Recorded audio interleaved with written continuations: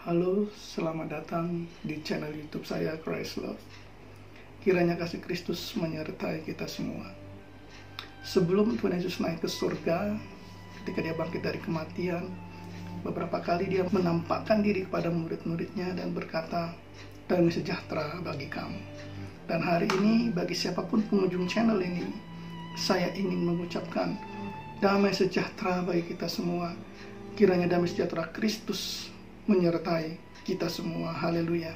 Hari ini saya akan membahas Matius 19 ayat 28. Yesus menjanjikan tahta bagi 12 murid dan diperkuat di dalam perjamuan malam, yakni di Lukas 22 ayat 29.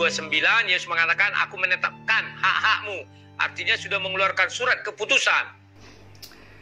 Ayat ini menjadi dasar bagi sang debaters untuk memastikan Yudas Iskariot tetap menjadi rasul Tuhan, ya, di surga.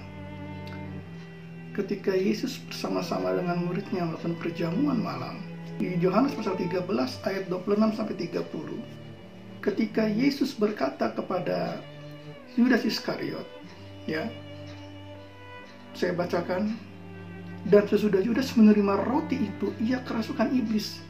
Maka Yesus berkata kepadanya, apa yang hendak kau perbuat, perbuatlah dengan segera.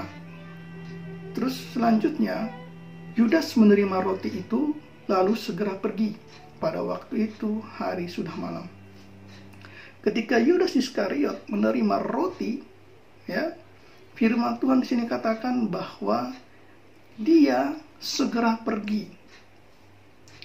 Dalam arti kata, ketika Yesus berkata kepada murid-muridnya di dalam Lukas 22 ayat 29 sampai 30 tadi, di situ Yudas tidak hadir. Dan yang hadir hanya 11 orang saja.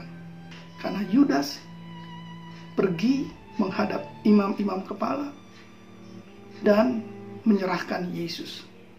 Yudas mengkhianati Yesus, ya, dengan membawa prajurit, membawa sepasukan prajurit, ya, membawa sepasukan prajurit dan penjaga-penjaga bait Allah yang disuruh imam kepala dan orang Farisi. Kemudian Yesus hanya mendoakan 11 murid. Yudas tidak didoakan karena memang dia ditentukan untuk binasa, ya. Di sini sudah dikatakan ayat 12 dari Yohanes 17. Selama aku bersama mereka, aku memelihara mereka dalam namamu, yaitu namamu yang telah kau berikan kepadaku. Aku telah menjaga mereka, dan tidak ada seorang pun dari mereka yang binasa. Tidak ada seorang pun dari mereka yang binasa, selain daripada dia yang telah ditentukan untuk binasa, supaya genaplah yang tertulis dalam kitab suci. Nah, kemudian di ayat 15 di Yohanes 17 Yesus berkata, aku tidak meminta supaya engkau mengambil mereka dari dunia, tetapi supaya engkau melindungi mereka daripada yang jahat. Ini dikatakan Yesus untuk ke-11 muridnya, dan Yudas tidak termasuk di dalamnya. Dan Yudas Iskariot tidak mendapatkan haknya atas perkataan Yesus itu. Kenapa? Karena dia tidak berada ketika Yesus mengatakan, aku menentukan hak-hak kerajaan bagimu. Dia kemana? Dia pergi menemui imam-imam ketika ia sudah menerima roti perjamuan malam tersebut. Kisah Para Rasul 1 ayat 15. Matius dipilih menggantikan Yudas. Pada hari-hari itu berdirilah Petrus tengah-tengah saudara-saudara yang sedang berkumpul itu, kira-kira 120 orang banyaknya. Lalu katanya, hai saudara-saudara, haruslah genap nas kitab suci yang disampaikan Roh Kudus dengan perantaran Daud tentang Yudas, pemimpin orang-orang yang menangkap Yesus itu. Dahulu ia termasuk bilangan kami dan mengambil bagian di dalam pelayanan ini. Yudas ini telah membeli sebidang tanah dengan upah kejahatannya. Lalu ia jatuh tertelungkup dan perutnya terbelah sehingga semua isi perutnya tertumpah keluar. Hal itu diketahui oleh semua penduduk Yerusalem, sehingga tanah itu mereka sebut dalam bahasa mereka sendiri Hakaldama, artinya tanah darah. Sebab ada tertulis dalam kitab Mazmur, biarlah perkemahannya menjadi sunyi, dan biarlah tidak ada penghuni di dalamnya, dan biarlah jabatannya diambil orang lain. Dan biarlah jabatannya diambil orang lain.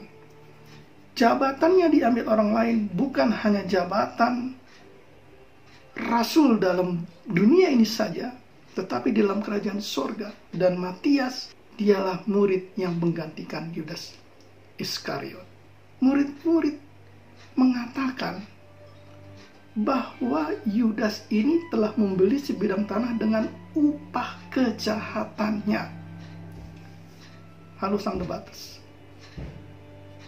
tidak ada satu ayat pun yang mendukung bahwa Yudas Iskariot tetap menjadi rasul di surga. Tidak ada satu ayat pun. Bahkan di sini murid mengatakan bahwa Yudas itu membeli sebidang tanah dengan upah kejahatannya. Semua murid mengetahui bahwa Yudas melakukan suatu kejahatan dan dia tidak lagi terhitung dalam bilangan para rasul. Nah, jikalau para murid-murid saja tahu bahwa Yudas Iskariot melakukan suatu kejahatan, mengapa sang debaters membela mati-matian bahwa Yudas itu tidak melakukan kejahatan? Jikalau murid-murid saja mengetahui bahwa Yudas itu mengkhianati, murid-murid tahu, Matius sudah menjelaskan, ya, Yohanes sudah menjelaskan bahwa Yudas Iskariot adalah pengkhianat, mengkhianati Yesus. Mengkhianat itu, apakah bisa dikatakan dia percaya kepada Yesus? Coba sang debaters kalau dikhianati, apakah sang debaters akan percaya kepada yang mengkhianati? Jikalau memang Yudas Iskariot tetap memiliki haknya sebagai rasul, maka secara otomatis murid-murid, terutama Petrus sebagai pemimpin para murid-murid, akan mengatakannya itu di dalam kitab suci. Tetapi tidak ada satupun pernyataan dari para murid-murid, tidak ada satupun pernyataan dari para murid-murid, baik Rasul Petrus, baik Yakobus, Yohanes, dan murid-murid yang lain mengatakan bahwa Yudas Iskariot mendapatkan haknya sebagai rasul di dalam kekalan. Petrus dan murid-muridnya tetap berkomunikasi dengan Tuhan Yesus. Mereka tetap bersekutu dengan Tuhan Yesus. Bahkan Yesus menyatakan mujizat-mujizatnya. Bahkan Yesus juga menampakkan diri kepada mereka semua. Tetapi tidak ada satupun pernyataan Yesus yang mengatakan Yudas Iskariot mendapatkan bagian untuk menentukan hak-haknya di dalam kerajaan surga. Bayangkan, beberapa kali Yesus menampakkan diri pada murid-muridnya. Bahkan Yesus membuka pikiran mereka untuk mengerti kitab suci. Dan tidak ada satupun perkataan Yesus berkata kepada murid-muridnya bahwa Yudas Iskariot mendapatkan bagian di dalam kerajaannya. Tidak ada satupun perkataan Yesus. Yesus dan para murid-murid sering berkomunikasi. Yesus dengan para murid-murid sering berbicara ketika Yesus bangkit dari kematian.